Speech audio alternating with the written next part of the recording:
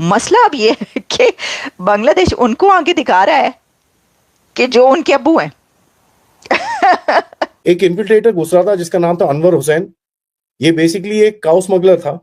ये यहाँ पर घुस के मतलब गांव माता को चुरा के लेके जाने की कोशिश कर रहा था।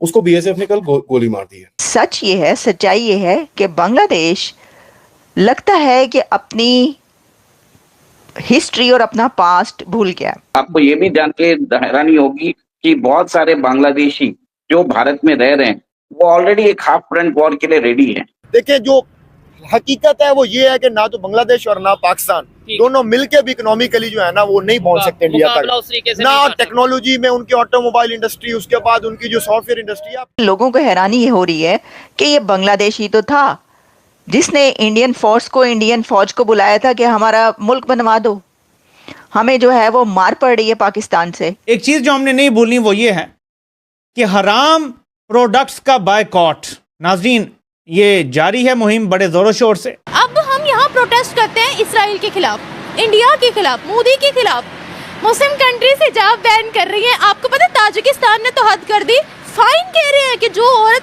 हिजाब करेगी फाइन होगा उसको। फौजी प्रोडक्ट से आपने ऐसे दूर रहना है जैसे आप सुअर के गोश्त से दूर रहेंगे, जैसे आपको शराब से दूर रहने का हुक्म है, इस तरह आपने फौजी प्रोडक्ट से दूर रहना है। इनफैक्ट आज की डेट में इंडियन मीडिया बोल रही है, इंडियंस के अंदर ये लग रहा है कि बांग्लादेश से ज्यादा एहसान फरामोश कोई नहीं है। 17,000 Indian troops died for the liberation of Bangladesh. और इंडिया तो सीना ठोक कर ये कहता है कि बांग्लादेश हमने बनवाया है। बांग्लादेश को बनाया किसने है? बांग्लादेश क्रिएट किसने की? एक इन्फिल्ट्रेटर घुस रहा था जिसका नाम था अनवर हुसैन। ये बेसिकली एक काउ स्मगलर था। ये यहाँ पर घुस के मतलब गांव माता को चुरा के लेके जाने की कोशिश कर रहा था। उसको बीएसएफ ने कल गोली मार दी है। तो उसको जब गोली मारी तो यहाँ पर ऑब्वियसली इनका तो बवाल मचा कि ये क्या। बट ऐसे इंसिडेंट्स थोड़े एक दो ज्यादा हो रहे हैं तो बड़ा क्लियरली बोला गया कि भाई shoot at site. Interesting thing is कि परसों बांग्लादेश के बॉर्डर गार्ड्स असम में एक रिवरीन टाइप है, उसके अक्रॉस वहां पर एक मंदिर बन रहा था, वहां पर घुसने की कोशिश कर रहे थे और कहीं हद तक घुसे और बोले कि साहब ये जो आप वहां पर एक मंदिर का रेनोवेशन चल रहा था। अब वो मंदिर का रेनोवेशन रोकने के लिए वहां खड़े हुए, वो कहते हैं कि ये बांग्लादेशी मुसलमानों को अच्छा नहीं लगेगा, ये चीज बंद करो। काफी मतलब थ्रेटन वेटन करने की कोशिश तो करी। वहां पर लोकल भी थे, बीएसएफ वाले भी पहुंचे, उन्होंने थ्रेटन किया, फिर डंडा मारा तो भागे वहां से। भागे तो सही, ठीक है, लेकिन टेम्पल का काम रुका नहीं। As a matter of fact Himanta Biswa Sarma की गवर्नमेंट ने इमीडिएटली कुछ फंड भी एलोकेट करा है कि साहब ये लो पैसे, फटाफट इसको रेनोवेट करके एकदम मस्त वाला बनाओ, बढ़िया, एकदम कोई टेंशन नहीं है। सो बांग्लादेश के ऊपर इसके ऊपर भी बड़ी वार्निंग दी गई। ना देखिए चल क्या रहा है, ये जो डिप्लोमेटिक टाइप ऐसे छोटे छोटे इंसिडेंट्स होते हैं।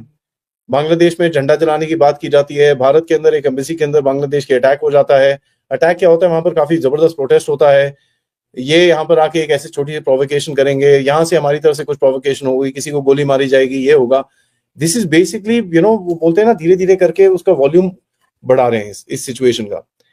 अब बांग्लादेश अपने आप अंदर में इनकी हालत इतनी खराब है कि यहाँ पर इनके जो डीजीपी सो कॉल्ड हैं, उनके जो सिक्योरिटी इंचार्ज हैं, इंटरनल सिक्योरिटी इंचार्ज हैं, जो यूनिफॉर्म्ड हैं, उन्होंने बोला है कि भाई 700 डेडली मिलिटेंट्स कॉन्विक्ट्स भाग चुके हैं हमारे जेलों में से, हमारे को कोई पता नहीं है कहाँ, ये है कहाँ, बांग्लादेश की गवर्नमेंट के अंदर होंगे, काम कर रहे होंगे वहां पर यूनुस के साथ, और कहाँ होंगे। तो इन्होंने ये स्टेटमेंट दिया। बट इन एनी केस, अब देखिए, मैंने आपको जैसे पहले बताया था, भारत की तरफ से कुछ मूव्स किए गए हैं। एग्जैक्टली क्या किए गए हैं मुझे पता नहीं है, लेकिन जिस तरह से बांग्लादेश की तरफ से रिएक्शंस आ रहे हैं उसकी वजह उसको रीड करके कुछ पता चलता है कि हमने भी कुछ करा है।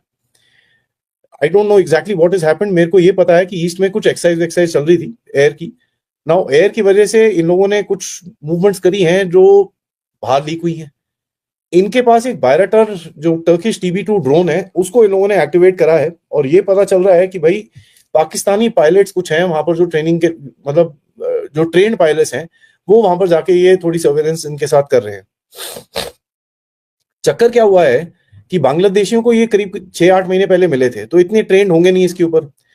सो they've actually called for some help. तो पाकिस्तान का इसके अंदर रोल, आपको मैंने पहले भी बोला है कि साहब पाकिस्तान का वीजा इन लोगों ने इजी कर दिया, तो कोई सिक्योरिटी क्लियरेंस नहीं चाहिए। सो पाकिस्तान का रोल थोड़ा सा इंक्रीज होता हुआ दिखेगा, क्योंकि at the end of it Jamaat का जो यूज करा है, जो अमेरिका ने और इन लोगों ने करा है, वो पाकिस्तान के थ्रू ही करा है। So we should not be surprised when we see something like this coming in. देखिए, सबसे पहले तो Sheikh Hasina is an elected representative of Bangladesh.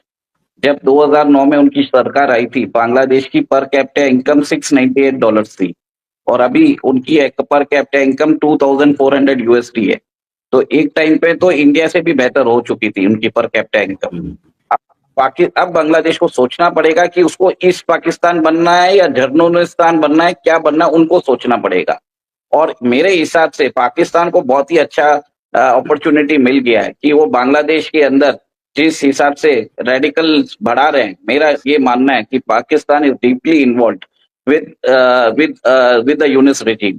जिस हिसाब से पाकिस्तान में वीजा फ्री एंट्री उनको दे दिया गया है बांग्लादेश में, तो सब चीजें ऑब्वियस हो रही है। सेकेंड, बांग्लादेश की हालत आज खुद ही खराब हो चुकी है। उनके बैंक्स के अंदर लार्ज स्केल विड्रॉल हो जाए तो नेशन बैंकरप्ट हो जाएगा। उनकी टेक्सटाइल मिल्स बंद हो रही है। जो बांग्लादेश की सबसे बड़ी कंपनी है बांग्लादेश एक्सपोर्ट इंपोर्ट कॉर्पोरेशन, वो तो सारी एजेंट्स, वो सारी कंपनीज को बेच रहा है, सारी लॉस मेकिंग एजेंसीज को। वहां पे कम से कम बहुत around 10,000 factories have closed down due to the power shortage. और ये जो हुआ है, इससे डायरेक्ट फायदा तो इंडिया को हुआ है।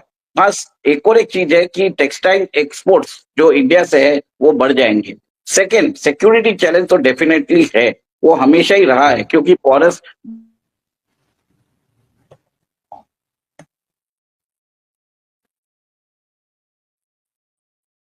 इनकी आवाज शायद इनका नेटवर्क थोड़ा सा प्रॉब्लम कर रहा था पहले भी, कोई टेंशन नहीं। सिक्योरिटी चैलेंज तो है, नो डाउट अबाउट इट।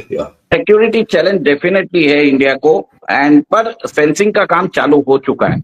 और मेरा ये मानना है कि फेंसिंग का काम जैसे ही चालू होगा उसी हिसाब से सर्वेलेंस बढ़ेगा और हम इन्फिल्ट्रेशन जो भी बांग्लादेश है या इलीगल इमिग्रेंट जो आ रहे हैं उधर से, उनको हम रोक पाएंगे।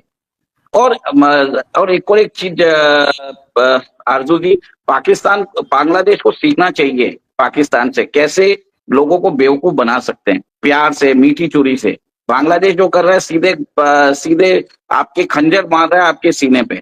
पाकिस्तान को समझना, उनको पाकिस्तान से समझना चाहिए कि कैसे पाकिस्तान अमेरिका को से भी पैसा ले लेता है, चीन से भी पैसे ले लेता है, सऊदी अरेबिया से भी ले लेता है, गल्फ कंट्री से भी ले लेता है और लौटाता नहीं है। तो फिर भी ये सब जो डिप्लोमेसी है बांग्लादेश के अंदर नहीं है। तो मेरे हिसाब से पाकिस्तान तो जो है मीठी चुरी है और ये जो है डायरेक्ट आपके सीने में खंजर घोंप रहे हैं। इनफैक्ट आज की डेट में इंडियन मीडिया बोल रही है, इंडियंस के अंदर ये लग रहा है कि बांग्लादेश से ज्यादा एहसान फरामोश कोई नहीं है। 17,000 Indian troops died for the liberation of Bangladesh. उसके बावजूद भी वहां पे हिंदूज के ऊपर जो अट्रॉसिटीज कर रहे हैं, स्वामी चिन्मय दास को उन्होंने अरेस्ट कर लिया, उनके जो वकील है उनको भी मार दिया गया है, उनको लीगल रिकोर्स नहीं मिल रहा है। तो मेरे हिसाब से, इस हिसाब से बांग्लादेश और पाकिस्तान के बीच का ये क्लियर नेक्सस नजर आ रहा है। इतना रेडिकलाइजेशन पहले नहीं था और बांग्लादेश बन रहा है the hub of global radicalised Islamic terrorism. और जिस हिसाब से मुझे लग रहा है मौलाना मसूद अजहर जो 2-3 दिन पहले उनका भी एक वीडियो सरफेस हुआ है, तो ये सब चीज जानबूझ के किया जा रहा है ताकि ग्लोबली जिहाद बढ़ता जाए, जो अमेरिका में भी हुआ था थोड़े दिन पहले, आपने देखा था।